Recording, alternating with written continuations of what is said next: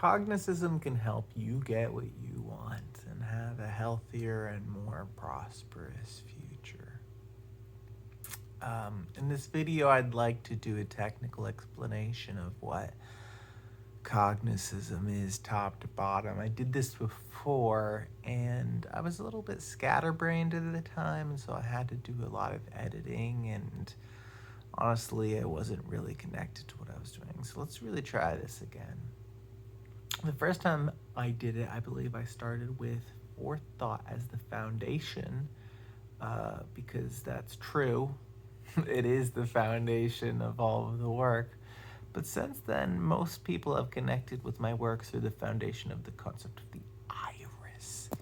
And an iris is a generative text model that is aware of the, names, the IDs of the sources that are sharing claims of truth to it. That's what the iris is. And Fourthought is simply a schema, and also amounts to a sort of dialectic for interfacing with an AI, that limits the type of things that are valid for the iris to read. Because for the iris to do what it's supposed to do, it needs to know who made the claim and have a sense of what they have said over time. And so therefore, to be a valid thought read by the iris, it needs to be associated with a source ID. And so that's all operational stuff that exists around the concept of the iris. Irises output text, and they also output explanations of which voices from which that text was drawn from. So if it says something and you want to understand why it said that, you can see that it said that because it was attending to this person to this amount and this person to that amount. But when you think about what that actually is in the context of it being a dynamically updated process, well, that means that the iris is attending to some people more than others, and that becomes a valuable asset that people essentially want to compete for. So the idea is that we put constraints on the loss of the iris, such that it passively encourages certain behaviors in a community or a society. And these are pretty abstract things that allow for emergent definitions of goals, and also for it to be hyper local and not to be some imposed sense of what is an ordered and useful goal. And the foundation of it all is that, okay, we are encoding into a latent space language, a representation of language. But Fourthought and Cognicism is taking it beyond the GPT-3 architecture and also including into it these two continuous voting systems, truth and good.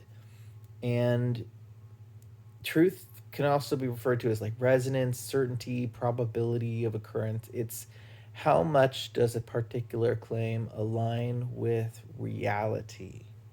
And then goodness, the other one, is how much does it align with our moral values or what we think is right and good.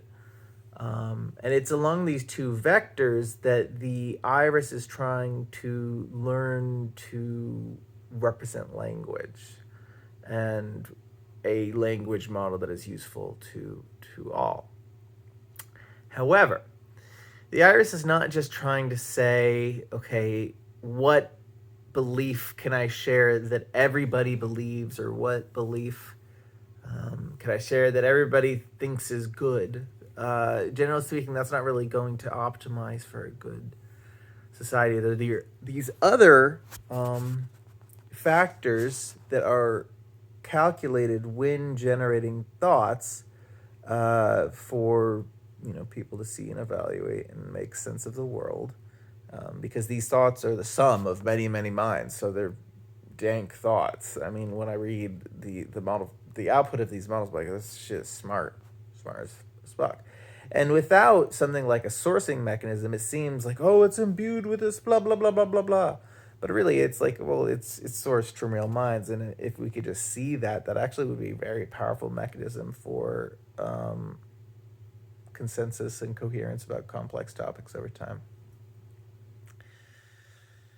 So yeah, there are terms that are modifying the loss, and primarily they're related to this concept of time, being ahead of the curve. And being ahead of the curve just means that there is this ebb and flow about different beliefs. Because we have this language model, we can essentially represent belief space, and we can see and infer how it is evolving and changing over time, and how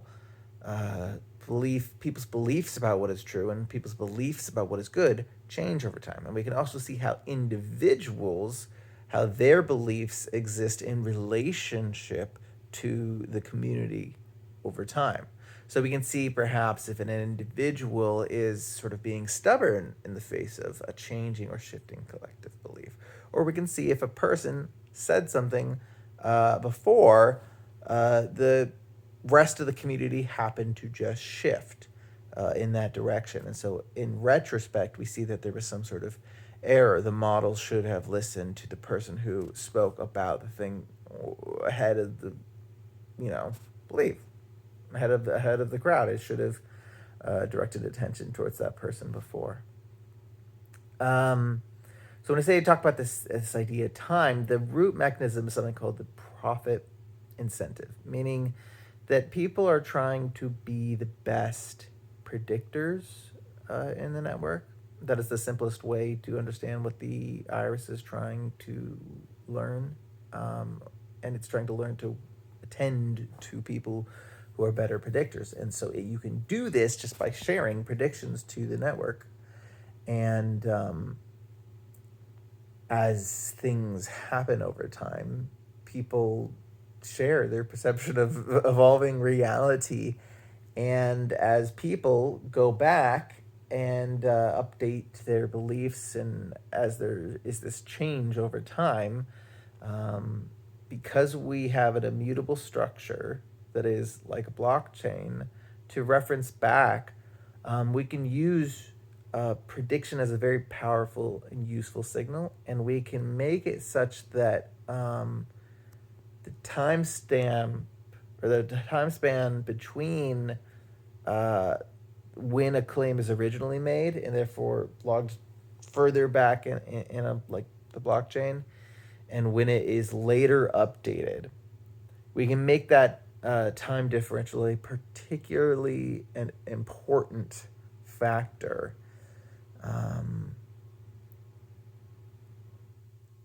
in how the iris directs its attention. And that might not sound very impactful or convincing, but it's incredibly